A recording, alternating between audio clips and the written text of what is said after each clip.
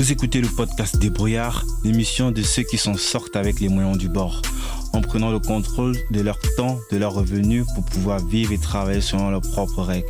Chaque semaine, discutons entrepreneuriat, productivité, technologie, philosophie et psychologie avec des personnalités exceptionnelles. Pour ceux qui écoutent pour la première fois, si ce podcast est quelque chose qui vous plaît, alors je vous serais très reconnaissant d'en parler autour de vous rendre sur Apple Podcasts ou toute autre application de podcast de votre choix et me laisser une évaluation. C'est ce qui m'aide le plus. L'un des problèmes majeurs que rencontrent les petites et moyennes entreprises dans les pays en voie de développement est la gestion commerciale et logistique de leur activité via un système digitalisé bien rodé au quotidien. Et pour pallier à cette difficulté, j'ai le plaisir de recevoir un invité, Willy Diran, qui a mis au point une solution qu'il a appelée Pozos. Pozos permet à ces dernières d'avoir une vision d'ensemble de leur activité afin de mieux anticiper et de se projeter dans leurs prévisions. Un outil digital à portée de main qui synthétise l'activité et vous apporte les solutions nécessaires afin de dénicher de nouvelles opportunités de croissance. Dans cet épisode, on reviendra aussi sur le parcours atypique de Diran et il nous expliquera comment il est possible de multiplier son salaire par 3 en donnant des cours d'informatique plutôt que de bosser en tant qu'ingénieur pour de grosses boîtes d'audit. On parlera notamment de comment il a monté son entreprise sans financement de départ et enfin de comment il compte développer sa boîte à long terme. Sur ce, je vous propose d'écouter ma conversation avec Diran. Bonjour Diran et bienvenue sur le podcast. Est-ce que je peux te demander de te présenter? Oui, bonjour Guy et merci pour l'invitation à ton podcast. Donc, ça me fait plaisir d'enrichir plus ou moins ton podcast avec mes expériences. Donc, pour rapidement me présenter, donc moi c'est Diran Tafel. Je suis né en 93 à Yaoundé et j'ai fait mes études jusqu'en licence au Cameroun à l'Université des Montagnes. Et après, j'ai pu jouer d'une bourse de l'État français afin de terminer mes études en France, où j'ai fait 2 années pour terminer ma formation. Et ensuite, j'ai commencé à travailler. J'ai bossé dans quelques entreprises de la place. Et ensuite, je me suis mis à mon propre compte. Et voilà, je pense que ce sera la quintessence de notre discussion. En effet, comme je te le disais en off, j'avais déjà reçu sur le podcast Loïc Camois, qui est un agripreneur et qui a ouvert aussi un restaurant, notamment le restaurant Sankara, pour lui faire un petit peu de pub. Excellent restaurant d'ailleurs où on peut manger en famille des plats typiques de la région à Yaoundé, au Cameroun. Donc, Ouais. c'est par son biais que j'ai entendu parler pour la première fois de Pozos, qui est ton projet principal, ce qui fera l'objet de cette interview. Il disait tantôt dans le podcast, dans cet épisode, que je recommande d'ailleurs, aller l'écouter, je crois que c'est le deuxième épisode de ce podcast, il fait partie des premiers que j'ai eu interviewé. Ouais.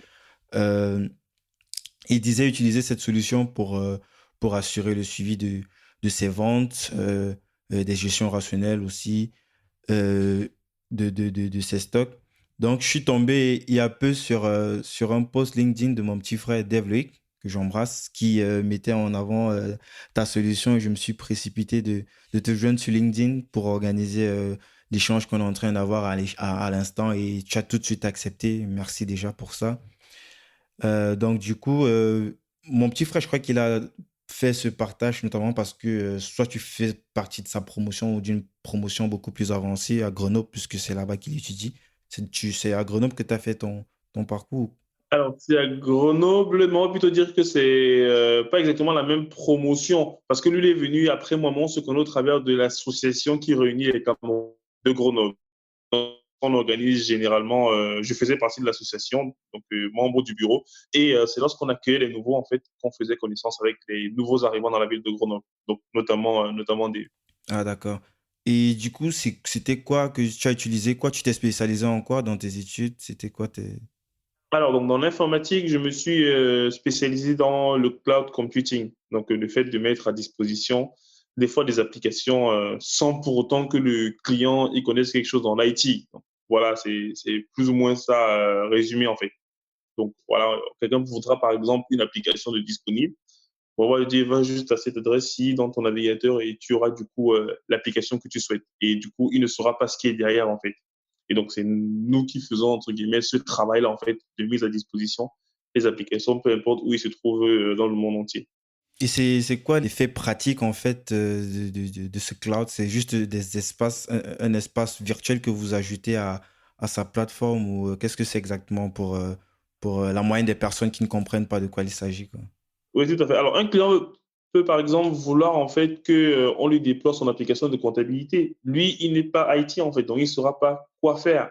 Et il n'a pas envie d'acheter de machines ou installer son application. Donc, mon travail à moi, c'est de mettre en place tout l'aspect informatique, infrastructurel et, on va dire, application et codage, tout ce qu'il faut, afin, en fait, de rendre l'application qui sera simplement visible par l'utilisateur final. Et moi, je m'arrange à ce que le service soit toujours disponible. Donc, c'est un aspect virtuel, caché pour l'utilisateur final. Donc, le client, on va juste lui dire, va là-bas et tu verras ton application, en fait. Mais moi, derrière, ce que je fais, c'est que je crée des machines, je crée des trucs, je lance, je dépose son application, j'installe son application, je lui dis, bon, peu importe où tu es dans le monde, va juste ici et tu verras en fait ton application qui est disponible et tu pourras l'utiliser. C'est un peu comme le mail en fait. Le mail, peu importe où tu es dans le monde entier, tu vois tes mails. Parce qu'à la réalité, tes mails sont hébergés quelque part. C'est hébergé dans un endroit que tu ne connais même pas. Physiquement, tu ne connais pas. Mais du coup, ça, c'est Yahoo qui s'occupe en fait de ton adresse mail ou éventuellement Google dans le cas de Gmail. Donc, ça veut dire que Google, à ce moment-là, est l'entreprise qui gère ton cloud. Et moi aussi, je peux aussi gérer le cloud de quelqu'un. Donc, l'application de quelqu'un. L'application que quelqu'un consomme. Top. Et dans l'exemple le plus commun, du coup, c'est les mails, en fait, que les gens comprennent plus, puisqu'ils utilisent leur mail. Mais ils ne savent pas où c'est. Mais c'est géré, du coup, par quelqu'un. Donc on peut pas faire plus simple, hein. Donc je pense que là c'est un peu plus clair. Du coup, c'est quoi la transition entre... Est-ce que tu es toujours en entreprise ou tu es à 100% dans ton business actuellement?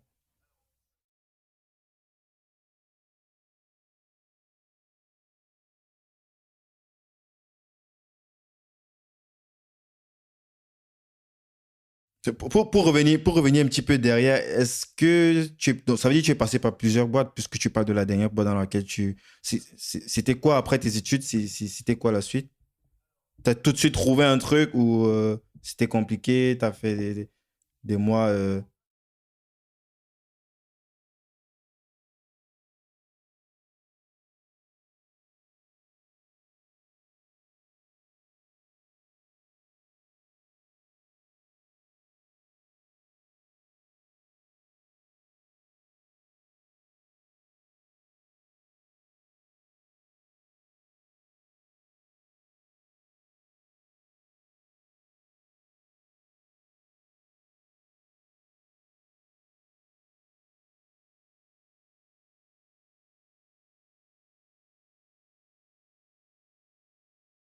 Ah, c'est intéressant. Et ça te permet de voir un petit peu les modes de travail de ces différents. Peut-être qui sont ces entreprises qui sont parfois concurrentes, en fait. Là, tu as une vision un petit peu d'ensemble de.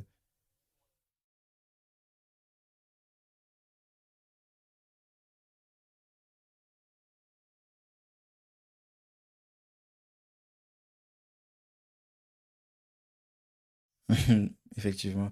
Et comment est-ce que ça s'est fait, cette transition entre euh, le fait que tu étais déjà un ingénieur certifié, qui avait déjà une certaine expérience, qui avait déjà entamé tu avais déjà une vie professionnelle que tu avais entamée, notamment par ces différentes boîtes par lesquelles tu es passé. Comment est-ce que le déclic s'est fait entre ça et le fait que tu t'es mis à entreprendre, à créer ta propre. On va arriver sur le thème Pozos, mais je pense que le truc, la transition, c'est d'abord la partie où tu donnes des cours d'informatique, probablement en présentiel, virtuel. En présentiel et quelquefois en virtuel, oui. Ok, comment est-ce que la transition s'est faite? T'en avais assez de bosser pour les Alors, gens? oui, je pense qu'on a plus ou moins les étrangers à un moment donné un ras-le-bol. Et l'aîné Douglas, en fait, a suffisamment argumenté dessus dans la mesure où on se retrouve à un niveau, ça devient très répétitif. On se rend Je compte vais un que petit peu préciser. Quand il parle d'Eric Douglas, il parle de, bien sûr, Douglas Biondo, que j'ai reçu ici de 10 000 codeurs dans l'avant-dernier podcast, parce que demain, il y aura un podcast qui va sortir dans 10 ans. Dans l'avant-dernier podcast, Douglas Biondo de 10 000 codeurs, c'est de lui, c'est de lui dont il s'agit. Désolé de t'avoir coupé, c'était juste pour préciser pour pas ceux de qui ne se souci. retrouvent pas. Effectivement, c'est effectivement non. Donc voilà. Donc en fait, j'ai eu l'occasion de suivre attentivement son intervention et je pense qu'on partage tous en tant que étrangers ce mal-être-là qui à un moment donné être dans une grande entreprise et ne pas évoluer comme on le souhaiterait, d'être même des fois sous-exploité, mais l'entreprise continue à nous exploiter pour, entre guillemets, boire ses beurres. C'est-à-dire, elle fait beaucoup d'argent sur toi, mais toi-même, tu ne ressens pas, en fait, cela. Donc, il y a un moment donné… Ce qui est tout à fait légitime, hein. Je veux dire, du point de vue Tout de à fait. ceux qui possèdent les entreprises. Donc, dans leur Exactement. cas, C'est la même chose c'est que pas une fera mes critique. employés, hein. Ouais, On est bien d'accord. C'est la même chose que fera mes employés. C'est juste que chacun trouve son intérêt à un moment donné. Donc, moi, je me suis effectivement. dit, je peux apporter plus. Donc, je peux faire plus et mon entreprise ne me permet pas de le faire. Et entre-temps, j'aimais l'enseignement, j'aimais transmettre des connaissances. Déjà, quand j'étais à l'université, je commençais déjà à donner des cours. Donc, ça veut dire que c'est quelque chose qui me plaisait parce que ça me permettait de me libérer. J'aime bien transmettre de la connaissance, j'aime bien aider les gens en difficulté. Et du coup, j'ai été du coup contacté par mon ancienne école qui m'a dit qu'est-ce que tu fais? On a besoin de gens pour donner cours, etc. dans les différentes villes parce que je suis dans une école où ils ont plusieurs campus dans la France et dans le monde entier. Donc, il y a des cours qui se donnent un peu de partout. On Ce qui peut fait les qu'il m'appelle citer? le nom de l'école, Ouais. Supinfo, du coup, Supinfo International University. Ok, ok. Donc, c'est une école privée d'informatique et ils sont dans presque, je sais pas, presque toutes les villes de France. Donc, ils me disent qu'ils ont besoin de quelqu'un pour intervenir sur les campus et tout. Et vu qu'ils ont eu de bons retours des étudiants à qui j'avais donné cours, on m'a rappelé. Et donc là, je commence à prendre goût et je pose des jours de congé pour aller donner cours des fois. Et au fur et à mesure, je commence à me détacher un peu de l'entreprise parce que je me dis, je ne me sens plus autant à l'aise en fait, parce que je ne suis pas maître de moi comme je suis. Quand je vais donner cours, c'est moi qui décide de ce que je dis, de ce que je fais. Donc, il y a cette liberté-là en fait que je n'avais pas en entreprise. Donc, petit à petit, j'ai commencé à me détacher de l'entreprise et à créer même des motifs, à prendre même des congés non payés. Parce que, à la réalité, j'ai gagné plus. Imagine, par exemple, quand j'ai vu une fiche passer devant moi à un moment donné, bien sûr, mes chefs ne savaient pas que j'ai vu le document. Mais j'ai vu à combien est-ce que j'étais vendu, en fait, en prestation. Et je me suis rendu compte qu'en travaillant juste 4 jours par mois, ça payait déjà mon salaire. Donc, ça veut dire que les 15 autres jours, en fait, je l'ai donné plus ou moins à mon employeur. J'ai dit non, mais c'est pas comme ça que ça doit se passer. J'ai mis donc, C'est pratiquement la même expérience que Douglas a relatée. exactement, exactement. Moi aussi, c'est aussi. Parce qu'au final, c'est de bonne guerre. Ils t'ont appris des choses, tu leur as aussi donné de l'argent. Maintenant, voilà, tu leur as fait gagner de l'argent. Maintenant, il faudra aussi que voilà, tu puisses voir un peu plus loin. C'est pour ça que je me Généralement, suis c'est aussi qu'il y a tellement de strates, en fait. Toi qui arrives à la fin, il y a peut-être encore au milieu, peut-être 3, 4 personnes, en fait, tu vois. Et chacun coupe sa part du gâteau, tu vois. Et c'est le dernier truc de la fin, là, ce qui est c'est légitime ça. hein, jusqu'à présent. C'est pas une critique qu'on fait à ces gens, c'est du Mm, business, quoi. C'est tout simplement du business, c'est légitime. c'est ça. Juste qu'il faut choisir, il faut se positionner. Soit tu es du côté des vendeurs de Mm. pelles, ou alors il faut se positionner par rapport à ça, quoi. Ok. Et le positionnement même également dépend de ta situation personnelle, tu vois. Parce que pour ceux qui ont des crédits, des enfants et tout, c'est compliqué même après avoir fait ce constat-là, de partir en fait. Or, moi, tout jeune, 24, 23 ans, donc je m'en fous un peu. Je me dis, bon, voilà, hein, j'ai pas de charge, j'ai pas de famille et tout. Donc Pour rien voilà, arriver entre de guillemets, pire. moi, je suis Par l'enfant de quel... ma mère qui est hors de, voilà, je suis hors du Cameroun, donc je suis seul ici, donc je fais un peu, entre guillemets, ce que je veux. Donc au final, moi j'ai dit à mes collègues, bon, moi je vais bientôt partir, moi je veux uniquement donner cours et tout. Et voilà, j'en parle à mon chef, je lui dis que bon, je vais partir. Forcément, ils ne sont jamais heureux que tu partes. Mais je leur ai dit, voilà, moi j'aime donner cours, ça me plaît de donner cours. Et je pense que j'ai choisi de faire ça au bon moment parce que je me suis lancé avec le profil auto-entrepreneur. Donc, avec Mhm. auto-entrepreneur, j'avais en fait, dû à mon âge, vu que j'avais moins de 25 ans à ce moment-là, alors j'ai pu profiter d'une aide en fait aux auto-entrepreneurs de moins de 25 ans qui fait C'est qu'ils la BPI, si je ne me trompe pas. C'est comme ça qu'ils appellent ils ça appellent chez ça vous. l'ACRE. Bon, ici, ils appellent ça l'ACRE. Ah, ok. ACC, un truc de Vu, l'aide, machin et tout. Voilà. Je sais pas Donc, trop, c'était. comme c'est le système français, moi je suis en Allemagne. Et du coup, Ah, est-ce que voilà. tu as fait une rupture conventionnelle avec tes patrons? Non, non, j'ai même pas voulu parce que bon, le chômage, au final, voilà, ça me disait vraiment rien. J'ai dit, je veux me barrer, je veux me barrer. J'ai juste dit, je veux me barrer. Parce que les ruptures conventionnelles, des fois, c'est compliqué. Il faut être un très bon négociateur pour les avoir, hein. Bon, moi, je n'étais pas un très bon négociateur et je n'avais pas les arguments, au final, pour faire pencher la balance vers cet aspect-là, en fait, de ma sortie. Mhm. Donc, j'avais déjà des marchés, j'avais déjà des endroits où je pouvais donner cours. Donc, j'ai vraiment pas voulu réfléchir. J'ai dit, je me lance directement. Donc, et pour preuve, en fait, dès que j'ai terminé, le jour où j'ai terminé, le lendemain, j'étais déjà en train de voyager pour aller donner cours quelque part. Donc, c'était vraiment le cadet de mes soucis de négocier une sortie. Mais du point de vue salarial, est-ce qu'avec les cours que tu donnais, tu arrivais à gagner autant que tu gagnais Près quand de tu deux à étais trois en... fois. Pardon? Près de deux à trois fois, oui. Oh, Près de deux à trois fois. là, il y a vraiment pas beaucoup Effectivement. à réfléchir, hein. C'est ça. C'est pour ça que j'ai dit, en fait, et en plus, je travaille que 3 jours par semaine. Donc, des fois, voilà, je me dis, à un moment donné, il y a des sacrifices que j'ai fait dans ma vie pour apprendre certaines choses. Et donc, maintenant, je ne fais que profiter de cela, en fait. Parce que quand je raconte des fois mon histoire aux gens, ils s'imaginent que c'est en un clin d'œil que ça a été fait. Non, c'est bien parce que j'ai passé des nuits blanches et que maintenant, je peux vendre une compétence, en fait. Une Ouais, compétence qui me demande juste d'être présent quelque part 3 jours par semaine. Donc, quand le jeudi et le vendredi, je suis à la maison, les gens disent que bon, je ne fous rien. Mais pour le même salaire, je travaille 50% en moins de temps. Donc voilà. Pour un peu plus, même pas. Voilà. c'est Donc du vraiment très coup, intéressant. C'est une grande leçon, hein, surtout pour ceux qui sont dans le même domaine que toi et qui peut-être ils ont potentiellement des trucs qu'ils veulent lancer mais n'arrivent pas à se dégager assez de temps parce qu'ils sont en entreprise et tout. Il y a d'autres possibilités. Ils peuvent vendre une compétence qu'on ne pourra jamais leur enlever, en fait, ce qui est dans leur tête, quoi. c'est ça, c'est ça. Et effectivement, tu as totalement raison, hein, parce que ça dépend également du domaine. On a la chance que dans l'informatique, en fait, on a besoin de tout le monde à tous les niveaux. Contrairement à des domaines suffisamment spécialisés, on peut dire aéronautique, etc. Pour être consultant en aéronautique, mon ami, si c'est que, ou bien pour être freelance en aéronautique, si c'est que tu n'as pas 15 ans d'expérience à avoir fait voler des avions, on ne va jamais faire appel à toi. En informatique, on a tellement besoin de gens qu'on peut accepter des gens qui sortent de l'école, hein. Moi, je suis sorti de l'école, ça fait 3 ans.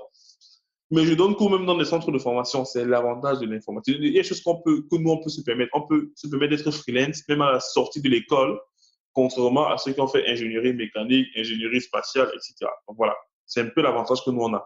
C'est que très vite, on peut être des freelance. Parce que le terme freelance dans la tête des gens résonne comme quelqu'un qui a une expertise qui peut aller de 10 à 15 ans. Tu vois, et il vient vendre donc cette expertise unique-là. Alors qu'en informatique, non. On a besoin de tout le monde à tout moment, en fait. Donc, ce qui fait que, voilà, quelqu'un de sortie de l'école, il peut être freelance, hein, il se fait 5000 balles par mois. Voilà. Ouais, c'est vraiment intéressant. Et voilà, c'est ça. Et du coup, tu dis que tu donnes des cours pour cette entreprise privée. C'est qui tes apprenants, si on peut ou tes Ce sont étudiants? C'est des gens qui... Oui, je t'écoute. C'est quoi le profil, en fait, Ah, ce sont de tes des étudiants? ingénieurs informatiques comme moi, en fait, à qui je donne cours. Généralement, je prends les quatrièmes et les cinquièmes années. Mhm. Alors, ce sont des choses qu'on retrouvera. Mais là, ce sont des cours intensifs ou ce sont des cours qui sont vraiment inclus dans le parcours? C'est-à-dire, tu arrives là en tant que professeur Ah oui, oui, oui, oui, oui. d'informatique. Ah oui, oui, oui. Effectivement, oui, oui. Du coup, j'arrive effectivement avec des gens. Bon, des fois, je suis le plus jeune de la salle, même par rapport aux étudiants. Mais oui, oui, oui, tout à fait. Donc, Ce qui doit être bizarre pour les autres. effectivement, donc voilà, des fois, c'est un peu même gênant, mais c'est pas très grave. Donc, du coup, oui, j'arrive, c'est dans leur cursus, en fait. Parce que moi, j'ai fait ces cours-là quand j'étais dans l'école. Et par Mhm. la suite, j'ai été validé par l'école selon quoi je suis capable de donner ces cours-là, en fait. Et donc maintenant, je viens en tant que professeur. Et ce qui est intéressant, c'est que vu que je suis en direct avec le client, donc le client en l'occurrence, c'est l'école de formation, C'est alors c'est l'école. moi qui facture. Et donc je peux me permettre quelques folies. Quelques folies. C'est quoi que tu entends par quelques folies? Ça veut dire que quand je vois, par exemple, ce que ma boîte facturait au client et ce que moi j'ai touché, il y avait un grand écart, en fait. Mhm. Or, vu que c'est maintenant moi qui suis directement en communication avec les clients, c'est différent. Ça veut dire que je peux me permettre de facturer comme une entreprise. Donc voilà, c'est un peu ça le gap en fait différencié qu'il y a entre deux situations en fait. Soit tu décides d'être à ton propre compte et c'est toi qui vas entre guillemets draguer les clients, soit tu restes dans ton bureau au frais, au chaud. Le commercial s'en va vendre, te vendre, même si tu n'as pas les compétences et tu vas te débrouiller, on te donne les miettes. C'est un choix que chacun fait. L'un a l'avantage, c'est la sécurité, et l'autre a un avantage, c'est que aussi tu fais ce que tu veux, mais voilà, avec un peu moins de sécurité. Ok, top. Moi j'avais un pote, c'est vrai qu'aujourd'hui il a changé d'avis, il s'est lancé déjà en tant qu'indépendant, même s'il bosse toujours pour des boîtes, mais beaucoup plus en direct maintenant. Lui, il a plutôt fait dans la cybersécurité. Yannick, que j'embrasse aussi, d'ailleurs. Lui, à l'époque, il hésitait par rapport à l'aspect, en fait, des impôts, quoi. Il avait une crainte, il se disait, ouais, c'est vrai que euh, tu vas te retrouver avec, tu vas signer des contrats à 5 000 à 6 000 balles par mois, mais ce que tu auras sur ton compte à la fin, c'est beaucoup moins que ça. C'est peut-être divisé par 3 par 4 en fait. Et peut-être c'est mieux de rester directement en entreprise. Toi, qu'est-ce que tu réponds à ce genre de truc? Même si Yannick, il n'est plus dans cette situation-là, je dis ça juste peut-être pour Tout à fait, éduquer oui, d'autres oui, oui, tout à personnes, fait. quoi. Oui. Et je comprends tout à fait, hein, c'est le problème que beaucoup de personnes ont lorsqu'ils veulent se lancer à leur propre compte. Donc, c'est très pertinent parce que, comme je disais, tout dépend du moment auquel tu vas commencer, en fait, ta société. Moi, lorsque je me suis mis à mon compte, en fait, comme je te l'ai dit, j'avais moins de 25 ans. Donc, ce qui fait que j'ai eu des aides. Et les aides font en sorte qu'en fait, l'État ne m'enlève presque rien. Mais oui, si c'est que tu es un freelance comme un autre et que tu gagnes beaucoup, des fois le ratio en fait entre ce que l'État va te prendre et donc ce qui va te rester et ce que tu vas gagner en entreprise, des fois, c'est te trouve mieux de rester en entreprise. C'est vraiment ça. Donc, tout dépend du type de contrat que tu signes et du moment où tu le fais en fait. Comme je dis, moi j'ai eu la chance que dans mon cas, l'État, par exemple, prélève généralement 25%. Moi, il me prélève moins de 10%, des fois moins de 7% même. C'est moi parce que j'ai créé mon entreprise à un moment donné. Mais oui, c'est un facteur à prendre en compte. Si c'est que l'État te prélève 25% et que ton contrat, c'est, on va dire, je ne sais pas moi, 5 000, des fois, rester en entreprise, pour les profils très pointus, est plus profitable pour eux de rester en entreprise, en fait, que de créer une société, que de créer une auto-entreprise, je veux dire. Mais ce que certains font, alors certains experts font, c'est qu'au lieu de faire une auto-entreprise, parce qu'avec l'auto-entreprise, en fait, tu as un barème. Ouais, tu ne dois Tu pas as un dépasser un barème, certain seuil, sinon tu vas être, comment on dit ça en français? Tu vas être imposé d'une autre façon, en fait, comme une entreprise, quoi. c'est ça. Et même c'est interdit ici. Donc, quand tu es en auto-entreprise, tu as un plafond. Sauf que certains experts, si tu les limites, par exemple, à 60 000 par an, pour lui, c'est plus profitable d'aller être salarié que d'avoir un chiffre maximum de 60%. Parce qu'avec 60%, s'il est imposé à 25%, ce qu'il gagne réellement, c'est moins que ce qu'il aurait gagné s'il était en entreprise avec son expertise. Est-ce que tu vois un peu la différence? Donc, pour les experts comme ça, et donc ce qu'eux, ils font, c'est qu'au lieu d'être freelance, ils créent plutôt des entreprises, en fait. Tu vois, ils s'associent deux ou trois, ils créent des entreprises où maintenant, ils pourront se permettre d'avoir des chiffres d'affaires au lieu de 60 000 à 200 000 parce qu'eux, ils sont des experts. Mhm. Et là, il se reverse probablement des dividendes plus d'épais, hein. Exactement, dividendes. Donc, en fait, ils ont beaucoup plus, donc pour eux, c'est beaucoup plus profitable d'être dans ce genre de truc, en fait. Oui, ok, c'est vraiment, c'est un thème très intéressant, c'est très intéressant. Du coup, pour faire la transition, eh, tu donnes toujours des cours, c'est ça? À côté de Pozos. C'est ça, c'est ça. Et comment est-ce que le projet Puzzle s'est fait? Comment ça te vient à l'esprit? Tu peux nous expliquer un petit peu le mécanisme, comment tu es tombé là? Bien sûr. Donc, alors, comment est-ce que je pense à Pozos? En fait, quand j'ai terminé mes études, vu que j'étais habitué à travailler le soir à la maison, c'était terminé parce que je n'avais plus les devoirs à faire à la maison. J'étais salarié. Donc, je rentre à la maison, je Fallait regarde trouver mes de nouvelles séries. habitudes. Qu'est-ce qu'il y a là? C'est ça. Donc, il faut que je trouve maintenant quelque chose qui va m'occuper. Maintenant, je me dis, bon, il faudrait que je trouve quelque chose qui va m'occuper. Voilà, pendant le reste de mon temps, je commence à me poser des questions. Comment est-ce que je peux en mettre ce temps-là à Mais il y profit? a Netflix. Pourquoi... Pourquoi spécifiquement ça? Alors, c'est vrai que je n'étais pas trop dans la distraction, j'étais toujours dans apprendre, apprendre, apprendre. Et aussi, c'est vrai, il y a Netflix, voilà. Mais sauf que j'ai commencé à regarder des vidéos sur YouTube qui parlaient du développement personnel et je voyageais pour aller très loin travailler parce que je venais de commencer à travailler et j'étais en mission dans une vie qui était un peu loin. Et donc, il fallait que je gagne, que je fasse en fait 1 heure à 2 heures de trajet par jour. Fallait capitaliser sur le trajet, en fait, le temps de trajet. Ça. Donc, je commence à lire. Je commence à lire, je commence à lire beaucoup. C'est quoi que tu Donc, quand lisais je comme commence à bouquin? lire, Tu peux nous citer quelques-uns? alors, il y a la semaine de 4 heures, il y a le C'est me Personal ferait. MBA, il y a Startup Academy, il y a les Dale Carnegie, donc les trois, comment se faire des amis, comment se parler en public et comment, Les etc. classiques, ouais. Voilà, exactement, le développement personnel. Donc voilà, quelques trucs en entrepreneuriat, Silicon Valley, le livre sur Mark Zuckerberg, celui sur Bill Gates, celui de Apple là, euh, sur Steve Steve Jobs, Jobs, ouais. voilà, et Paul Allen, etc. Donc bref, j'ai lu en fait ces ouvrages-là. Et c'est de là que la transition se fait, en fait. Et alors je me pose la question, mais au final, ce que je fais, comment est-ce que je peux trouver une voie à ma vie en fait? Comment est-ce que je peux me donner une certaine direction? Qu'est-ce que je peux faire de plus que simplement me lever le matin et aller travailler? C'est là où je réfléchis aux difficultés que mon oncle a eues avec sa boutique. Donc, il a finalement fermé sa boutique et c'est là où, en fait, c'est également arrivé à la période là, où il a finalement mis la queue sur le On paillasson, rappelle que donc il a ton fermé oncle, il sa boutique est au Cameroun, c'est parce ça? Il a que une boutique physique au Cameroun. c'est ça, il est au Cameroun. Mhm. C'est ça, il est boutique physique au Cameroun, c'est ça.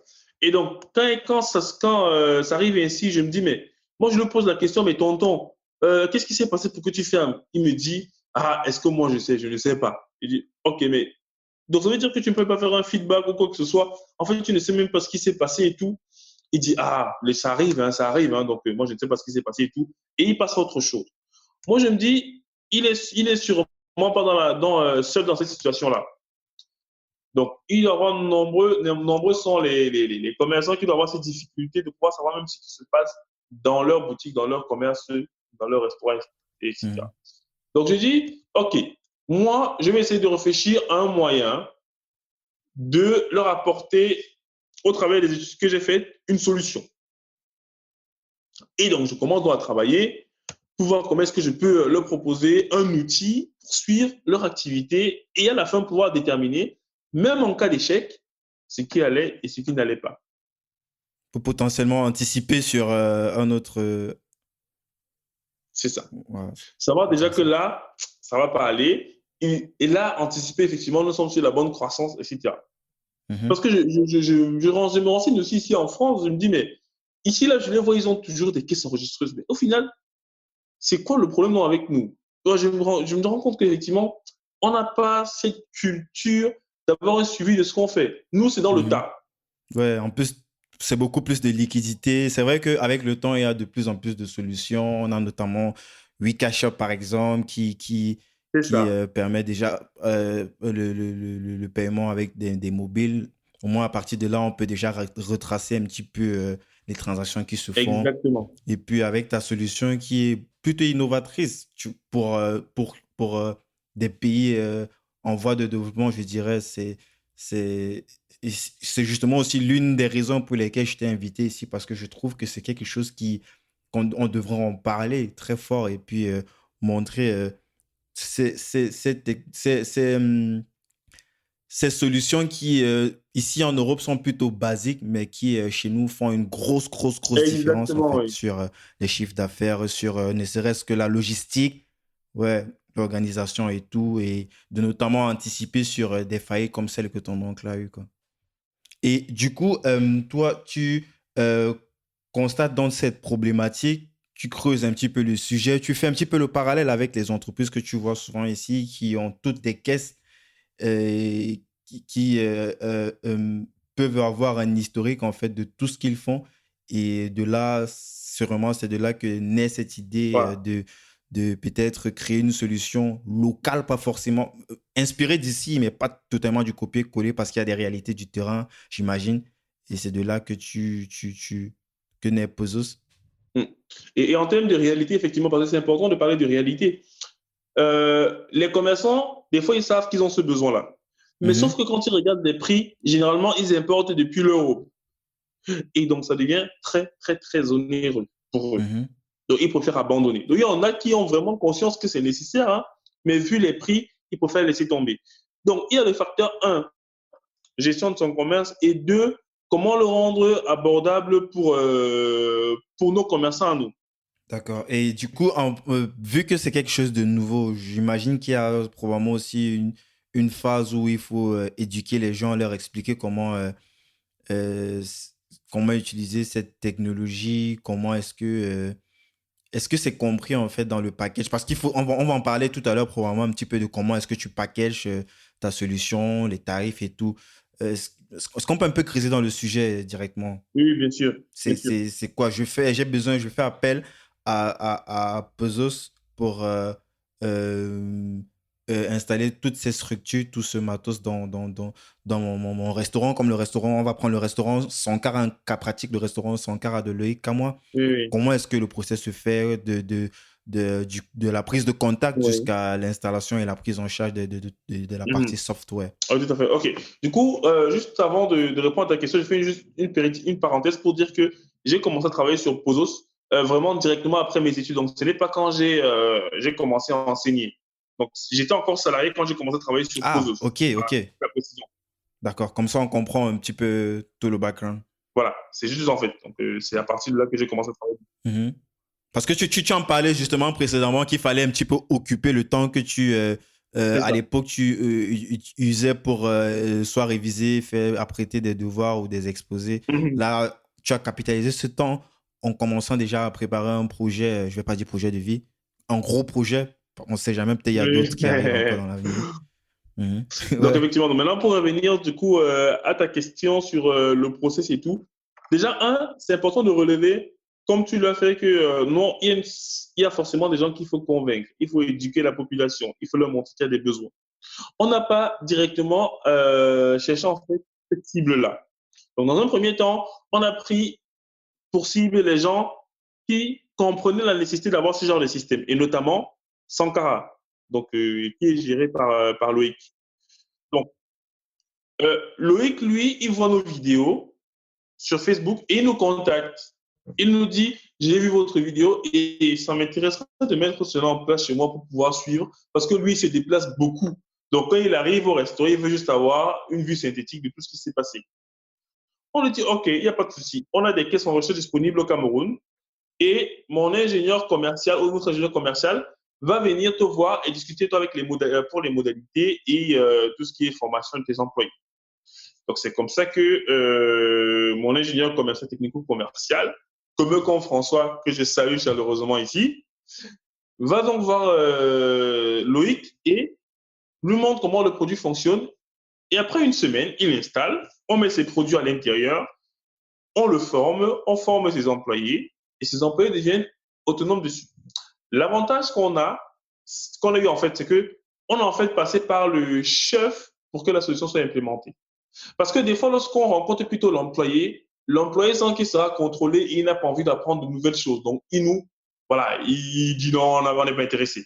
Mais l'avantage, Ouais. c'est que l'on fait directement avec le chef. Ça veut C'est dire que notre même si les culture, employés ne quoi. voulaient pas de Là, tu projet, accèdes directement voilà, à celui qui a la décision et la prise de décision, quoi. Très bonne c'est ça. stratégie, Et d'ailleurs. donc, lui, il disait, vous allez l'utiliser. Et donc là, effectivement, on l'a utilisé. Bien évidemment, le produit était à ses débuts. Donc ça fait à peu près 8 mois, hein, je pense 8 mois, ouais. Donc, le projet est encore à ses débuts. On a besoin de retour vraiment très, très frais. Donc, de Mhm. retour pour savoir De si feedback. l'appareil vraiment répond aux besoins parce que c'est notre tout client.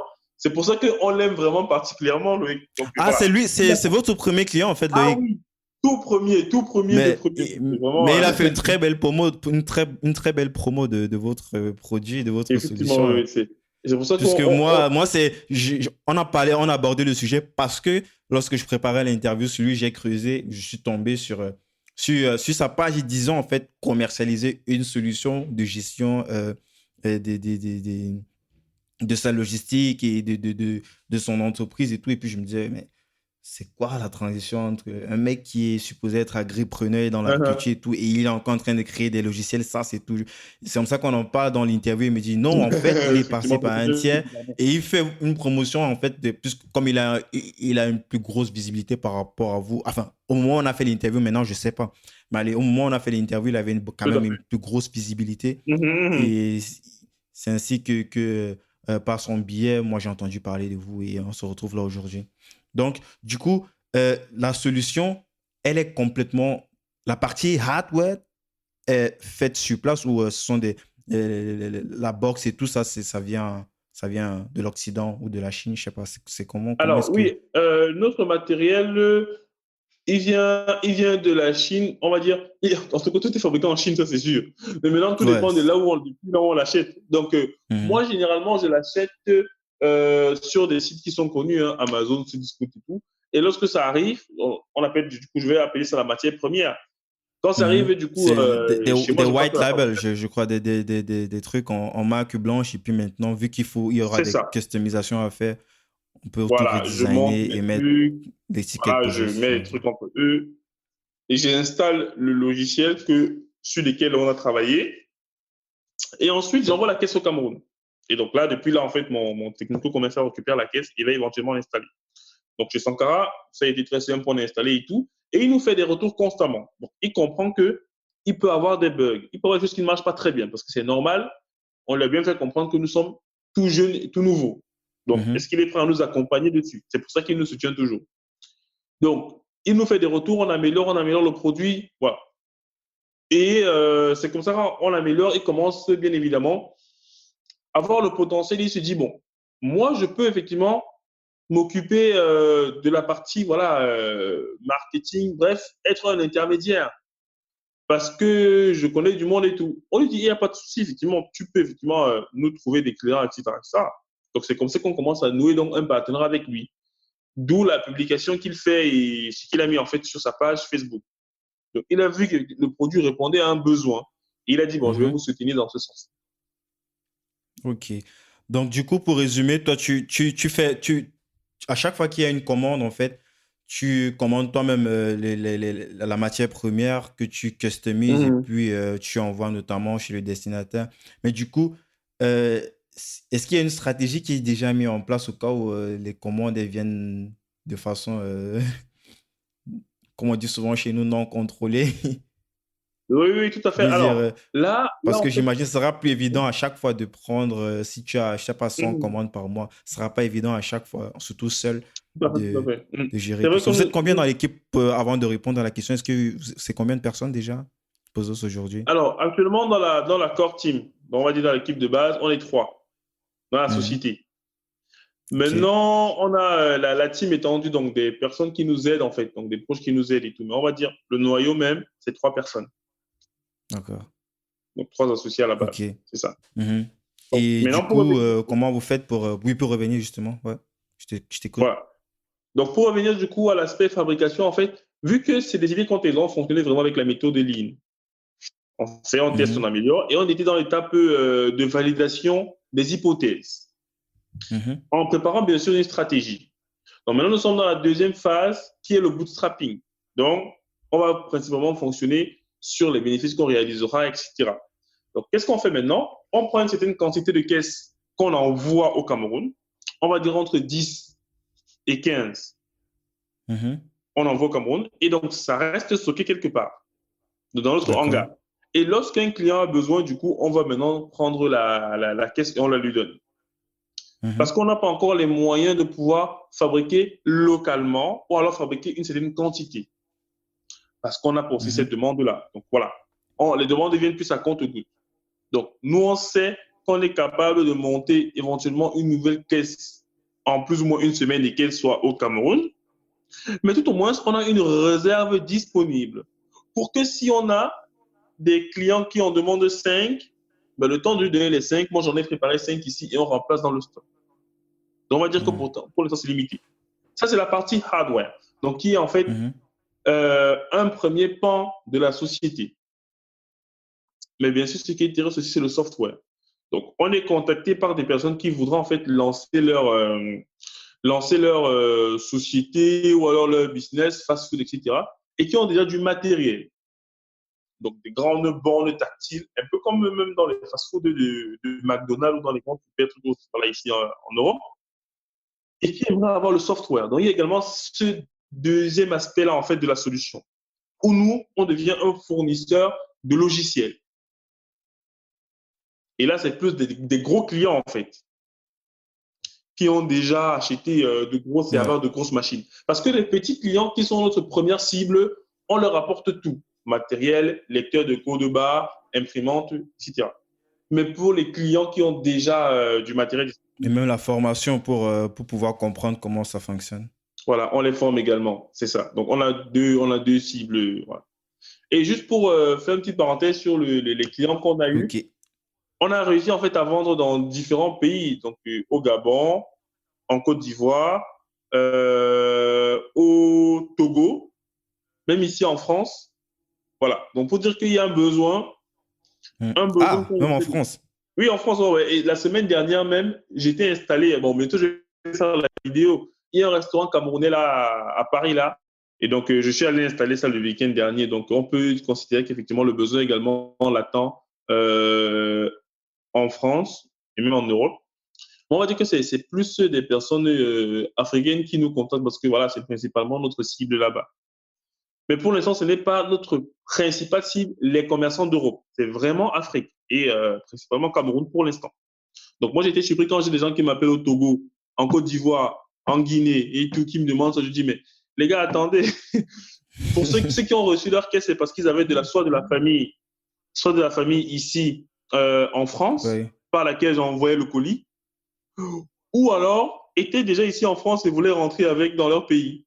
C'est la chance que j'ai eue pour les personnes qui ont reçu dans ces différents pays d'Afrique. Ok. Donc, il y a un besoin qu'on essaie plus ou moins de répondre. Voilà. Ok. Je voulais qu'on parle un petit peu de la partie comment est-ce que tu as lancé la Captables, comment est-ce que côté financier, comment tu as lancé les premiers trucs, notamment avec Loïc. Mais avant, je voudrais que tu me dises, qu'on parle un petit peu euh, du software en lui-même. C'est toi-même qui as développé tout le truc Ouais. ou avec les trois autres associés, qui a travaillé en fait toute la partie coding. OK. Donc, maintenant, pour savoir la partie coding, en fait, l'informatique de nos jours, on va dire, on ne crée plus rien. Et c'est mieux de se baser sur une solution qui a déjà été éprouvée. Donc, je suppose que tu connais la notion d'open source. Mhm, bien sûr. Ça veut dire que j'ai le droit de prendre le logiciel, le modifier et Faire à ta sauce. éventuellement le revendre ou le récupérer, etc. Mhm. Donc, ça veut dire que moi, quand je fais mes recherches, je me dis, mais attends, je n'ai pas les moyens financiers parce qu'au début, une startup n'a pas d'argent. Donc, je n'ai pas les moyens financiers pour payer des développeurs parce qu'à la base, moi, je ne suis pas développeur. Et je me dis, ça me prend trop de temps. Et les gens ont déjà eu ces problématiques de gestion de stock, etc.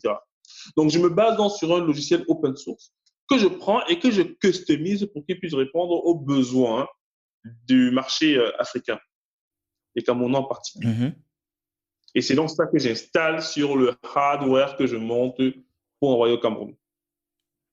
Et donc, je fais partie d'une communauté des personnes qui travaillent sur le logiciel en question, en fait. Donc, vu que c'est open source, du coup, c'est disponible sur un site particulier. Mhm. Et on y apporte des améliorations. Donc, je deviens également contributeur. Même si derrière, chacun fait son business derrière. Mais on a tous une même base, en fait. C'est Ouais. ces bases-là que je récupère. Ah, c'est vraiment très intéressant, ça doit donner plein d'idées aux gens. Et du coup, Ah j'imagine oui. sur la partie quand même hardware, même si software, il y a quand même, il faut sortir un petit peu quelque chose de sa poche quand même. Comment est-ce que tu as lancé les premiers produits, tes premiers clients? Comment est-ce que tu as fait financer? Comment est-ce que tu as géré tout ça? Bonne question. Du coup, pour lancer une entreprise, généralement, en France, c'est assez simple pour les natifs parce qu'ils ont des aides, des trucs et tout. Voilà. Pour nous, Africains, c'est difficile autant en Europe que chez nous en Afrique. Donc, ce que moi j'ai fait, c'est que j'ai utilisé mes économies. Donc, moi, j'ai fonctionné sur mes fonds propres. Et jusqu'à maintenant, parce que c'est maintenant que nous sommes en train de créer vraiment la structure avec un capital.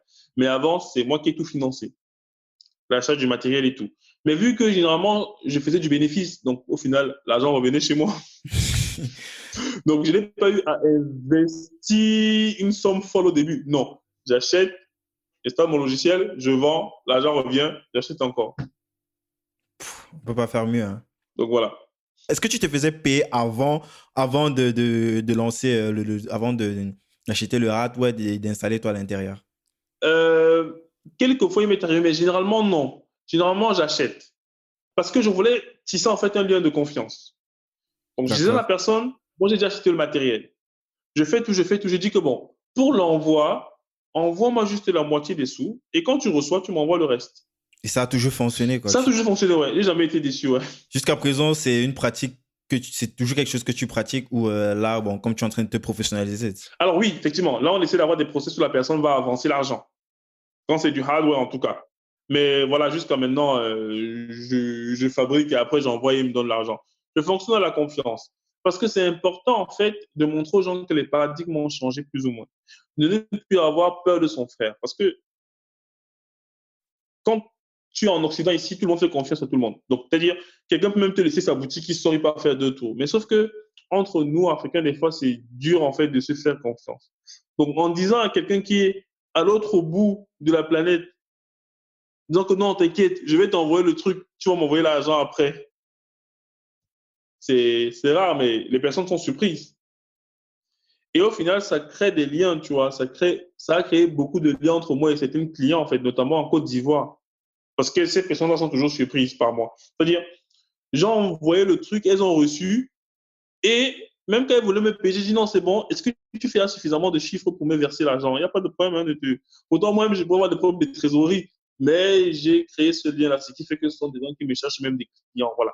Ça m'a permis plus ou moins de créer cette relation de confiance en fait, et de proximité parce que mes clients m'appellent sur WhatsApp, on fait même des appels visio, ils me disent ah, tu m'avais dit que le truc, si c'est comme ça, comment est-ce qu'on fait? Je dis ok, je vais te montrer, vas-y. Tac, tac, tac, tac. Et on a également monté en fait une plateforme. Mais là, c'est la parenthèse dans la partie formation. Parce que vu qu'on est à distance, c'est problématique. Il faut bien que les gens puissent savoir comment utiliser. Donc, on a monté en fait un site où ils vont se former comme dans les cours en ligne en fait. Genre Ouais, des petits masterclass. c'est ça. Où on a publié des vidéos pour voir comment utiliser la caisse enregistreuse. Et si besoin, on est disponible sur WhatsApp où ils nous appellent. Alors, ils préfèrent généralement la solution d'appel WhatsApp parce qu'ils nous ont en direct que d'aller sur Ouais, vidéo. c'est direct.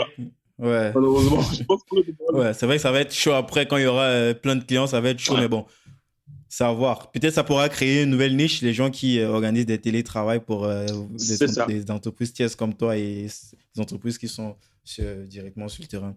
Ouais, c'est vraiment intéressant. Du coup, je veux qu'on revienne aussi sur la partie, euh, la valeur que tu apportes en fait, pour que les gens puissent un petit peu comprendre l'impact de tout ce que tu fais sur l'avenir du commerce en général, en fait, et peut-être notamment gagner de nouveaux clients, quoi, pour qu'il faut qu'ils comprennent du point de vue euh, objectif, enfin, dans la réalité, en fait, tout ce que tu fais d'ailleurs en termes de hardware, software, qu'est-ce qu'on voit à la fin, quoi, ils s'en foutent de toute la partie technique qu'il y a derrière, qu'est-ce que ton truc lui permet concrètement d'avoir ou qu'est-ce que ça améliore dans son business, quoi, que ce soit le restaurant, que ce soit le petit café du coin, que ce soit, je sais pas, j'ai vu dans ton site, tu parlais même de bénitaria. Bénitaria, chez nous, c'est genre, on a des petits trucs comme ça, Tout des à gens qui fait. vendent des Tout à fait. beignets, des haricots dans des enceintes et tout, mais qui pourraient potentiellement aussi se digitaliser. Why not? Donc, est-ce que tu peux un petit peu spécifier ça avec des thèmes très simples pour que même ma grand-mère puisse comprendre. Donc, là, on pourra toucher le maximum de ces personnes-là, quoi. Tout à fait, tout à fait. Vu que c'est eux nos cibles, donc c'est normal qu'on puisse utiliser les termes qui sont assez comestibles pour eux. Effectivement. Du coup, quand on fabrique alors notre bidule, machin, truc, chose dont on fait la vidéo tout le temps, Ouais. le métier, c'est d'apporter une plus-value en fait aux commerçants. Mais de quelle façon?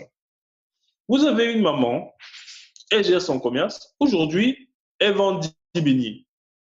Demain, elle en vend 15. Après-demain, elle en vend, par exemple, on va dire 5, et après, elle n'en vend que 2. Dans son esprit, en fait, elle n'arrive pas à savoir exactement ce qui ne va pas. Nous, on lui dit, grâce à cet outil-là, en fait, tu peux comprendre, diagnostiquer ce qui ne va pas dans ton commerce.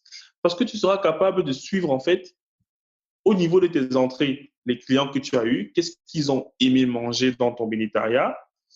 Peut-être que le troisième jour, tu as mis plus de sel que d'habitude ou bien plus d'huile que d'habitude. Et là, ils sont partis. Et là, tu as vendu 2 bénis. Ça veut dire que tu as une visibilité sur tout ton commerce. Ce que tu as dû acheter, ce que tu as vendu, la qualité de ce que tu as vendu. Et par la suite, tu as un bilan qui te dit, bon, j'ai fait ça, j'ai fait ça, j'ai fait ça. Et pouvoir ainsi diagnostiquer, parce que c'est ça notre problème.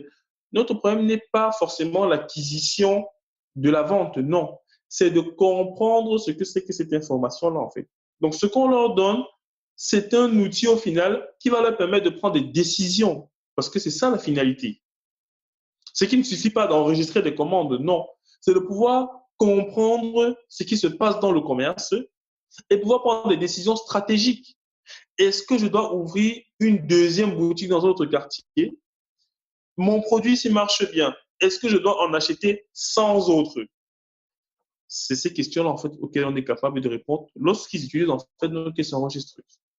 Autre exemple, vous avez des mamans qui partent souvent au deuil et laissent la boutique à l'enfant. Nous, dans la boutique de notre oncle, quand il laissait sa boutique à son fils. Son fils, lorsque nous on venait, il nous donnait les trucs gratuitement parce qu'on était de la famille. Mais son père ne savait pas. Donc, il n'a pas ce suivi-là. Donc, il y a beaucoup de mamans comme ça. Elle laisse le truc à la famille et tout. Elle n'a pas de suivi. Et elle va simplement subir les bêtises que les autres vont faire, en fait. Or, si elle est capable d'anticiper, d'avoir une visibilité sur son activité, alors elle sera capable de pouvoir apporter les correctifs nécessaires ou même l'évolution nécessaire, en fait. Ça, c'est encore un aspect. Maintenant, il y a encore un autre aspect que j'aime souvent mettre en avant, si tu me le permets. Bien sûr. Alors, donc, l'autre aspect que je vais mettre en avant, c'est le fait que au Cameroun, on va dire, il n'y a pas de financement. On ne finance pas les gens, on ne finance pas et tout. OK, ça, je comprends. Donc, il n'y a pas vraiment des business angels, etc. Mais quand je regarde bien, si je veux voir une maman, je lui dis, bon, maman, je vais t'aider avec 1 million pour ton commerce. Je vois qu'il y a beaucoup de gens qui viennent manger là constamment. Je dis, bon, maman, essaie donc de me convaincre alors que ton truc, si je dois investir les 1 million là, ou les 10 millions. Qu'est-ce qu'il va me dire? Et normalement, il dit que oui, mon fils, mes beignets se vendent bien. J'achète ça ici, je fais comme ça, je fais comme ça. Pour quelqu'un qui veut financer, en fait, ce n'est pas cette information dont il a besoin, on est bien d'accord. Yes. Lui, il veut savoir, voilà le cash flow. Je sors ça, je rentre ça. Je vends ça, j'ai ça. Tu vois?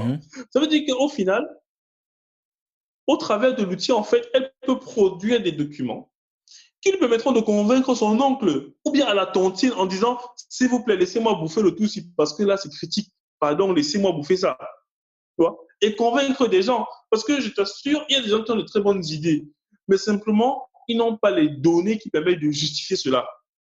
À la Silicon Valley, ce qui est vrai, c'est que quand tu te réveilles, tu dis aux gens que tu as fait un rêve, tu as fabriqué un avion qui volait on te finance 1 milliard d'euros. Tu vois, donc, là-bas, dans la Silicon Valley, tu as une idée, on te donne 1 milliard, on dit vas-y, prends. On te demande même pas si tu as des chiffres ou quoi que ce soit. Mais chez nous, on a encore une étape à passer. L'étape de l'explication de notre besoin. Parce que il y a des gens qui m'ont même appelé pour financer Pozos et j'avais du mal à leur dire quel est mon besoin. C'est moi parce que je n'avais pas de données en fait à leur fournir. Parce qu'ils m'ont dit que oui, on voit tes vidéos, on sent que tu résous un problème. Mais quelle est ta vision? Quelles sont les données que tu as? Comment est-ce qu'on peut t'aider? J'avais du mal à l'exprimer. Mais là, la maman qui va se baigner pourra dire que vraiment, moi, chaque semaine, je dépense 10 000 et je gagne 20 000. Voilà comme ça ma cible. Voilà. Je dis que, OK, Mathé. Ça veut dire que si on se projette comme ça, si je te donne 1 million, ça peut me ramener même 1 million d'ici 3 mois. Vas-y, on agrandit ta boutique. Tu vois? Mais sans cette donnée-là, c'est compliqué en fait de pouvoir comprendre le besoin des gens. Et c'est dans cet aspect-là aussi qu'on apporte en fait au travers de la caisse enregistreuse. Ça, c'est un très, très joli argument. Moi, je suis déjà convaincu. Pourtant, c'était une maman virtuelle. Donc, mais qui est représentative notamment de la plupart des mamans. Donc, c'est pas totalement faux, quoi. Donc, très, très bonne explication. Est-ce qu'on peut revenir maintenant sur... je suis tombé aussi sur d'autres vidéos où tu parlais de vidéos. Là, est-ce qu'on est toujours avec Pozos ou avec une autre partie optionnelle de Pesos, la partie de vidéosurveillance. Alors, oui. Donc, on est plus de la caisse enregistreuse. Alors, effectivement, au début, ça a commencé avec la caisse enregistreuse. Après, on a dit, on va essayer de fournir beaucoup plus de services. Parce que il est la caisse enregistreuse. Oui, c'est bien beau. Mais certains nous disent, je veux aussi surveiller les gens qui sont à l'intérieur. Je veux pouvoir surveiller le trafic dans ma boutique. D'où les différentes options qui viennent en plus. Notamment vidéosurveillance, panneaux de publicité, un peu comme on voit dans les gares ici ou dans les grands supermarchés. Mhm. Donc voilà, on a essayé de racheter afin d'être beaucoup plus compétitif. Parce que vous avez des gens, lorsqu'ils achètent son logiciel de caisse enregistreuse, ils vont ensuite voir une autre entreprise pour avoir le système de vidéosurveillance. Il peut avoir une autre pour avoir un système de panneaux d'affichage et tout. Ça fait qu'ils traitent avec plusieurs interlocuteurs. Toi, tu upsell directement sur ça, quoi. Exactement. J'essaie d'agréger ces besoins-là et je fournis ça en fait dans mon offre. C'est pour ça que nous sommes en train d'étoffer et d'autres vidéos arrivent en fait toujours dans ce sens-là. Ah, c'est vraiment, vraiment, vraiment top, quoi. Et du coup, est-ce que tu as prévu, par exemple, de faire une levée? Parce que j'imagine, surtout pour la partie vidéo, vu qu'il y aura beaucoup, beaucoup plus de hardware, même déjà sur la partie de la caisse enregistrée, il y a beaucoup de hardware pour pouvoir atteindre un certain stade et toucher beaucoup plus de clients, tu auras forcément besoin de plus de fonds. Donc, du coup, c'est quoi? Est-ce qu'il y a une stratégie qui est déjà en place par rapport à ça, par rapport au cash? Effectivement, comme on dit, la trésorerie est la mère. Donc, c'est la trésorerie qui désigne tout. Donc, lorsqu'on va vouloir effectivement faire plus de choses, il nous faudra beaucoup plus de capital à injecter dans l'entreprise. Et à ce moment-là, on fera appel, donc notamment grâce au levée de fonds ou à des capital risques. Bref, on fera appel on va dire, à du cash externe. Pour l'heure, on finance nous-mêmes, donc avec mes associés. Pour l'heure. Mais oui, on réfléchit à une stratégie quand on voudra beaucoup plus s'agrandir. Parce que là, comme on est dans une étape de bootstrapping, on souhaite fonctionner sur les revenus internes à l'entreprise. Donc, trouver notre business model. Parce qu'à la réalité, on teste des choses. On teste des possibilités.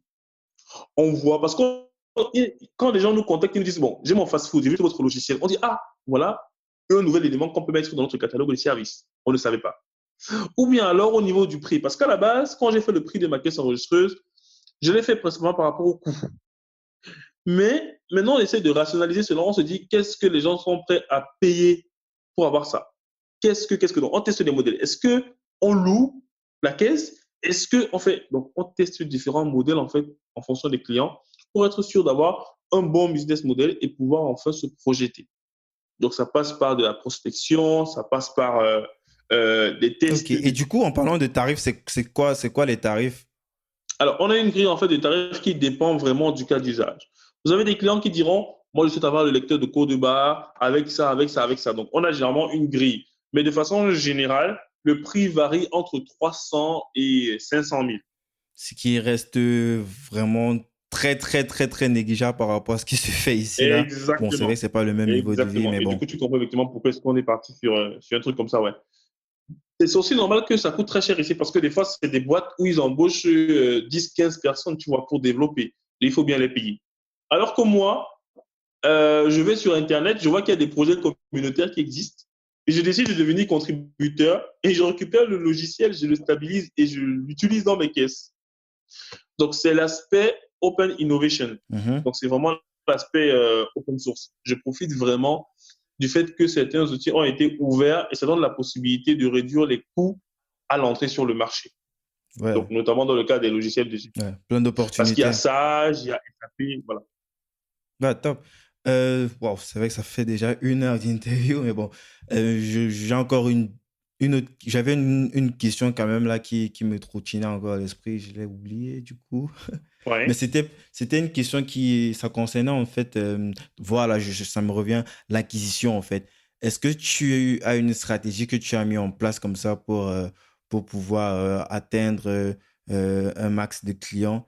C'est vrai que vu que tu connais déjà un petit peu ton client cible, c'est des dirigeants, pas des gens qui sont au bas de l'échelle, ceux qui ont directement la prise de décision sur l'achat ou pas de ton logiciel selon qu'ils soient convaincus par tes arguments. Est-ce qu'il y a une stratégie que tu as mis en place pour tout ça en fait? Ouais. Comment est-ce que tu vas vers tes clients? Tu utilises les médias sociaux, de la publicité payante ou tu vas en interview, en télé? Comment est-ce que tu fais? Alors, bon, je vais aller donc de façon chronologique. Au début, vu que je n'étais pas dans ces différents pays, même j'étais pas allé au Cameroun depuis longtemps, donc je fonctionnais sur les réseaux sociaux. Je postais des vidéos, des trucs, des photos et tout, pour montrer comment le produit fonctionne. Donc là, ça m'a permis d'avoir les premiers clients qui ont au final été les testeurs bêta de ma solution. Après, on a vu, on a stabilisé le produit, on a dit, bon, deuxième phase, il faut qu'on aille sur le terrain parce que la maman du végétarien n'est pas forcément sur Facebook. Donc, on a pris une commerciale qui, depuis environ 1-2 mois, est sur le terrain. Elle va voir les commerçants, elle leur parle de la solution, elle leur montre comment ça fonctionne. Ça, c'est la deuxième phase. Maintenant, la troisième phase, et c'est sur laquelle nous sommes, c'est peut-être la vidéo que tu as vue. Je ne sais pas si tu l'as vue. Oui, non, je pense que tu l'as peut-être vue sur LinkedIn. C'est la formation gratuite qu'on organise. Ouais, j'ai vu une formation, et notamment ça sera dans l'immeuble Startup Academy. Tu peux rappeler les dates hein, pour C'est ceux ça. qui aimeraient y participer. Je crois qu'il y avait 2 ou 3 dates, je ne sais plus trop. Si tu peux C'est les... deux, effectivement. Donc, le 22, c'est à Yaoundé et le 29, c'est à Douala. Donc, la formation, c'est pour montrer, en fait, aux commerçants comment est-ce qu'ils peuvent faire mieux, comment est-ce qu'ils peuvent multiplier leur chiffre d'affaires grâce au numérique. Donc, on va leur donner, en fait, les leviers, que ce Mhm, soit le e-commerce, la vente via les réseaux sociaux, l'utilisation de caisses enregistreuses pour la numérisation. Bref, on va leur donner ces leviers-là. Pourquoi mhm, est-ce que c'est important pour nous? Parce que ça permet qu'on puisse avoir directement notre cible dans une pièce. Donc là, actuellement, il y a par exemple déjà plus de 110 inscrits. Au lieu d'aller les chercher, c'est eux qui viennent à nous parce que la formation elle est gratuite. Donc nous, on va leur donner les leviers qui sont les outils qu'ils peuvent utiliser mhm. et par la suite, essayer de les convertir en clients potentiels. C'est ça en fait de la stratégie. Donc, on avait la commerciale qui allait dans les boutiques et tout. Maintenant, on leur dit, en fait, venez, on a une formation pour vous montrer comment vous pouvez optimiser votre rendement et les ventes. Et donc, ils viennent tous, parce que ce sont tous des commerçants, exclusivement des commerçants. Gestionnaires de boulangerie, d'hôtels, bénétariat, vente à la sauvette, cosmétiques, bref, tous nos cibles potentielles. Et donc, on se rend compte qu'il y a un besoin. Parce que ça fait juste une semaine que le formulaire est en place et on est déjà à plus de 100 inscrits dans les deux villes. Donc, ça va nous permettre en fait d'avoir notre cible en face de nous et leur expliquer en fait que le produit peut vous aider comme ça, comme ça, comme ça. C'était peut-être des personnes qui ne comprenaient pas les vidéos qu'on faisait en fait, qui pouvaient être abstraites pour elles. Quand je parle des vidéos, je parle des vidéos des cas d'usage en fait, qui ne comprenaient pas Mhm. forcément. Bon, là, tu étais déjà dans le réel et puis il y avait peut-être une phase de background C'est ça. qui n'avait pas encore été Qui saisie, n'avaient quoi. pas. Ils disent, pourquoi cette histoire? Pourquoi est-ce que des gens ils scannent des choses? Quoi? Ils ne comprenaient peut-être pas. Donc Ouais. maintenant, au travers de ça, ils vont venir à nous et là, on va leur expliquer en fait. Donc, on va les rassembler dans un même endroit et leur expliquer que ça peut les aider. Et là, ça fait en fait qu'on puisse avoir vraiment beaucoup de prospects à un moment donné. Là. Mhm. Qui Et du partagent coup, les on va les... mêmes problématiques, notamment, ça permet que C'est chacun ça. puisse se retrouver dans une communauté, en fait. Exactement. C'est ça. Donc, c'est la troisième stratégie qu'on est en train de mettre sur pied. D'où la formation en fait que je vais donner là-bas. Une très, très, très bonne stratégie. Donc, on rappelle, c'est une formation qui est totalement gratuite pour ceux qui veulent y participer à l'immeuble Startup Academy. Je crois que ça doit être quelque part Isaac, je sais pas trop, j'ai lu un truc comme ça. Voilà, Je vais Yaoundé, mettre Isaka. ouais, je vais mettre les descriptions qui sont sur ta page là, dans le Ok, descriptif de l'épisode pour ceux ça qui sont marche. intéressés, quoi. Tu peux Ça rappeler marche. encore les dates, notamment pour ceux Donc, qui... le 22 juin, c'est à Yaoundé et le 29 juin, c'est à Douala. D'accord, top. Ok, donc là, on va arriver un petit peu vers la fin et puis j'aimerais un petit peu savoir parce que à côté, c'est vrai que tu ne bosses que 3 jours pour tes formations, mais quand même, ça fait un petit peu beaucoup organiser tout ça. Comment est-ce que tu fais? C'est quoi tes secrets pour mieux bosser? C'est quoi tes outils? Tu as des applications que tu utilises souvent ou comment est-ce que tu médites? Comment tu fais? Evernote, comment tu mets tout ça en place? Alors, du coup, concernant la productivité, effectivement, je travaille 3 jours de cours. Alors, là, je sais pas vraiment, ça vient du cœur. Hein, je te dis, je n'ai jamais été autant heureux depuis que je donne les cours que je donne là. C'est-à-dire, ma vie, donc, je me réveille le matin. Je suis très content le lundi matin, hein, depuis que je commence à donner cours. Le lundi Mhm. matin, je cours. Donc, pour te dire à quel point je suis heureux de faire ce que je fais. Donc, Non, mais je t'ai dit vraiment, le lundi matin, je suis le gars qui court dans le métro pour aller bosser parce que j'aime ce que je fais, j'aime donner cours. Donc, ce qui fait que je ne vois pas ça comme des fois un travail. Pour moi, ça me fait plaisir de le faire. Donc, je suis heureux quand je vais donner cours. Voilà. Mais au niveau de la productivité, forcément, j'utilise des outils de planning, etc. Moi, je fonctionne, j'ai plusieurs catégories d'outils de productivité. Il y a les outils pour planifier le calendrier. Donc, en l'occurrence, j'utilise Outlook, donc voilà la solution Microsoft De Microsoft, ouais. pour planifier voilà, les dates. Ensuite, pour la planification de tâches, parce qu'il faut différencier effectivement le calendrier des tâches. Maintenant, pour la gestion des tâches, j'utilise l'outil qui s'appelle To Do Task. Bref, c'est aussi un outil Microsoft. Mhm. To Do, je crois que c'est ça le nom. To Do. Ça permet de planifier toutes mes tâches en fait. Et enfin, comme outil de gestion de... Ah, parce qu'il y a une troisième catégorie, en fait. Parce qu'il y a les tâches et le troisième, j'ai oublié quel outil c'est, mais bon. J'ai un troisième outil pour gérer voilà, les notes. Les notes, je n'utilise pas Evernote. J'utilise l'outil Microsoft qui est comparable à Evernote pour prendre des notes, en fait. Ouais, C'est ouais, je crois vraiment... qu'ils ont. Je crois que c'est notamment j'ai oublié le nom, mais il y a une boîte qu'ils ont rachetée. Ils ont intégré le système de cette boîte à Microsoft. Voilà, ça doit être un J'ai truc oublié, comme en ça. Donc, fait. moi, j'utilise Ouais. ça. Et vu que c'est gratos et c'est fourni par mon école, du coup, je profite en tant qu'enseignant, on a quand même quelques, quelques avantages. Quelques Donc, avantages, voilà, ce sont vraiment mes ouais. trois outils. Donc, je Ouais, crois que c'est top. non, mais je crois que je peux avoir. Donc, c'est vraiment les outils de productivité que j'utilise constamment. D'accord. Donc là, tu as 25 ans, j'imagine. Oui, j'ai 26 cette année, le 9 octobre. Ouais, top. Donc, si on revient 6 ans en arrière et tu arrives, tu tombes sur ton toit de 20 ans, tout jeune, qui est en train de finir, j'imagine que tu étais déjà sur Grenoble, non? Pour l'Université des Grenoble, montagnes. je pense que ça doit être à 21 ans, hein. Mais bref, je pense que je venais d'arriver en France, je pense. Ok, qu'est-ce que tu dirais à ton petit toi de 20 ans qui était tout nouveau, qui découvre un nouveau pays, qui a probablement de nouveaux objectifs, des rêves, quoi, qui voit loin et tout. Qu'est-ce que tu lui dirais? Qu'est-ce que tu lui donnerais comme conseil pour la suite? Alors, de façon générale, je lui dirais accroche-toi. Accroche-toi parce que ce ne sera pas de tout repos. Tu sais, au Cameroun, on est en famille, on nous cajole, la maman s'occupe de toi, le papa s'occupe de toi, et voilà, tu penses que la vie, c'est les bisounours, c'est les bises, etc.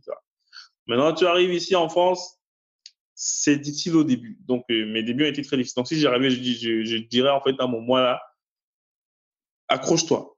Prépare-toi à ce soit dur. Parce que j'ai mis du temps à comprendre que j'étais pas en balade. C'est pas, voilà. C'est le racisme, le communautarisme, voilà. Prépare-toi à ça. Moi, j'étais un peu le genre de fils à la maison et tout, voilà, qui sortait pas et j'ai découvert ici d'autres cultures. Ça a été un choc culturel et si je reprends en fait le jeune homme, le gamin insipide de 20 ans que j'étais, je lui dirais, voilà, ne sois pas nombriliste, accroche-toi, ce sera dur et ouvre-toi au monde. Ah, top. Du coup, c'est vrai qu'on a parlé de plein de bouquins. Est-ce qu'il y a peut-être un dont tu recommandes toujours, ou que tu offres souvent en cadeau? Que je recommande toujours, oui. Bon, tout dépend de ce que la personne veut faire, hein. Si c'est pour le business, je lui dis My Personal MBA. The Personal MBA, le gros bouquin, là. C'est ça. C'est ça. Je l'ai lu jusqu'à La m'endormir, mais Bible, c'est c'est la comme Bible. une Bible, cette histoire. Mais oui, c'est vraiment pour moi celui qui condense le mieux les informations qu'on a dans le business. Maintenant, si c'est pour la productivité, voilà, la semaine de 24 heures ou l'autre que j'ai découvert sur la La productivité, semaine des 4 heures de Tim Ferry. c'est ça. Ou alors faire plus, mieux, un truc comme ça. Ou bien faire mieux, plus, un truc comme ça. Bref, c'est un petit livre jaune là que j'ai en fait utilisé pour pouvoir en fait avoir les outils que j'ai maintenant en fait, c'est-à-dire celui qui gère les plannings, celui qui gère parce qu'à un moment donné, en fait j'étais toujours très nul en planification des trucs. Donc, voilà. J'ai acheté ce livre là, ce dont je te parle, faire plus mieux quelque chose comme ça.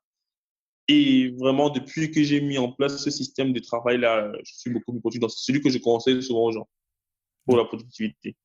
top, top. Et qu'est-ce que tu ferais si tu n'avais pas peur? Question qu'il pose souvent en interview chez Facebook. Ce que je ferais si je n'avais pas peur. Qu'est-ce que je ferais maintenant? Ah là, alors, en partie, je le fais déjà parce que je monte ma boîte, mais si c'est que j'ai vraiment peur de rien, c'est que je prendrais mes bagages, mes clics et mes claques et je rentrerai en Afrique. Et tu as peur de quoi, du coup? Euh, Plus, je vais dire, de la phase d'adaptation, tu vois, et le fait de ne pas savoir exactement ce que je vais faire. Donc, ne pas être rassuré quant à mon avenir là-bas, tu vois, parce que c'est un peu flou. C'est pour ça que je préfère aller par intermittence. Je me réimprègne un peu, je vois, c'est chaud ici, hein. Bon, moi, même si je peux lancer, même, prendre même, acheter même un terrain quelque part là-bas, bon, là, tu vois, mais si c'est que j'ai vraiment peur de rien, c'est que là, demain matin, je me lève là, je porte mes choses, je dis, allez, on va se voir là-bas à Yaoundé. Mais voilà, Excellent. là, il faut plutôt que je prépare ça. Je redeviens maintenant la personne philosophique en disant, gardez d'abord le rêve là de côté, prépare d'abord le retour. Voilà. Ok. Du coup, où est-ce qu'on envoie les gens qui veulent en savoir plus sur toi? C'est clair qu'on va mettre dans le descriptif de l'épisode tout ce qu'on a déjà notifié plus haut, le site internet et aussi la page Facebook. Sinon, est-ce que les gens peuvent te joindre sur LinkedIn? Oui, sur LinkedIn, oui. Pour savoir plus sur Pozos, Hmm. c'est la page Facebook de Pozos parce que le site n'est La pas page aussi Facebook. tourné.